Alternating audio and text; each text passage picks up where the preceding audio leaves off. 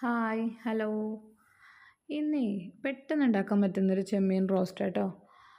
ഒരു അധികം മസാലകളൊന്നും ഇല്ലാത്ത ഒരു ചെമ്മീൻ റോസ്റ്റ് കേട്ടോ. മൺചട്ടിയാണ് കേട്ടോ എടുത്തിരിക്കുന്നത്.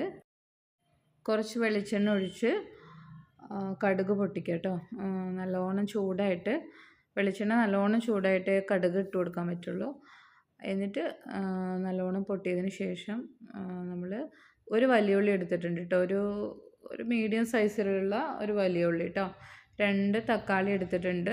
ഒരു വലിയ 2 തക്കാളി, 2-3 പച്ചമുളക്, കുറച്ച് വെളുത്തുള്ളി ചതച്ചത്, കുറച്ച് കറിവേപ്പില, എന്നിട്ട് എല്ലാം കൂടി ഇട്ട് കൊടുക്കുക കേട്ടോ. ഇവിടെ കുറേ സ്പൈസസ് ഒന്നും ഞാൻ ഉപയോഗിക്കുന്നില്ല കേട്ടോ.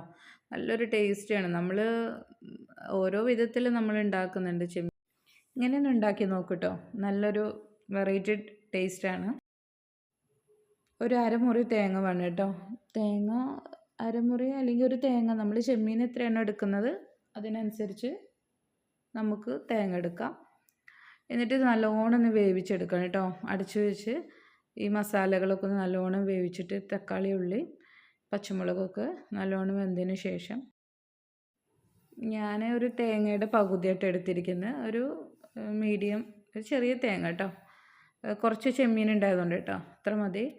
എന്നിട്ട് ഈ മസാലകളൊക്കെ നല്ലോണം വെന്തതിന് ശേഷമാണ് കുറച്ച് ഒരു 1/4 ടീസ്പൂൺ മഞ്ഞൾപ്പൊടി, 1/4 ടീസ്പൂൺ മുളകും പൊടി, കുറച്ച് മല്ലിപ്പൊടി ഒക്കെ കുറച്ച് മതി കേട്ടോ. ഒരുപാട് മസാലകൾ വേണ്ട. നമുക്കല്ലേ കുറേ മസാലകൾ ഇട്ടാലാണ് കറികൾക്ക് ടേസ്റ്റ് വരിക എന്നൊക്കെ നമുക്ക് അങ്ങനെയല്ലേ, കുറച്ച് എരിവ് വേണം. എരിവില്ലാതൊന്നും ആർക്കും ഇഷ്ടം, കുറേ സ്പൈസസ് നമ്മൾ ആഡ് ചെയ്യുമല്ലോ. പക്ഷേ ചില കറികൾക്ക് നമ്മൾ കുറച്ച് മസാല ഒന്ന് കുറച്ച് ഉണ്ടാക്കി നോക്കും, ഒരു പ്രത്യേക ഒരു ടേസ്റ്റ് ഉണ്ട് കേട്ടോ. ഒരുപാട് ഇതൊന്നും നമ്മൾ മഞ്ഞൾപ്പൊടി, മല്ലിപ്പൊടി അങ്ങനെ ഒരുപാടൊന്നും ഇടാതെ കുറച്ചിട്ടുങ്ങാണ്ടൊന്ന് കറി, ചെറുപയർ, കടല അങ്ങനെയൊക്കെ ഒന്ന് ഉണ്ടാക്കി നോക്കിയാൽ അതൊരു വേറൊരു ടേസ്റ്റ് കേട്ടോ. ഇതിലേക്ക് ഞാനൊരു 1/4 ടീസ്പൂണ് മഞ്ഞൾപ്പൊടി, 1/4 ടീസ്പൂൺ മുളകും പൊടി, കാശ്മീരി ചില്ലിയാണ് കേട്ടോ, ഒരു 1/4 ടീസ്പൂൺ മല്ലിപ്പൊടി ഇട്ടിട്ടുള്ളൂ. ഗരം മസാല, കുരുമുളക് പൊടി ഒന്നും ഇട്ടിട്ടില്ല.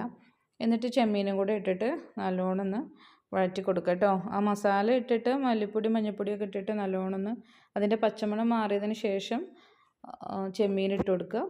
എന്നിട്ട് നല്ലോണം ഒന്ന് മിക്സ് ചെയ്യുക. എന്നിട്ട് നമ്മൾ ചെറുകിയ തേങ്ങ ഇട്ട് കൊടുക്കുക കേട്ടോ. തേങ്ങ ഒരു അരമുറിയുടെ തേങ്ങ കേട്ടോ, അതും കൂടെ ഇട്ട് കൊടുത്തിട്ട് നല്ലോണം വഴറ്റി കൊടുക്കുക കേട്ടോ. ലോ ഫ്ലെയിമിലിട്ട് വേവിച്ചെടുത്താൽ മതി കേട്ടോ, തീ കൂട്ടരുത്.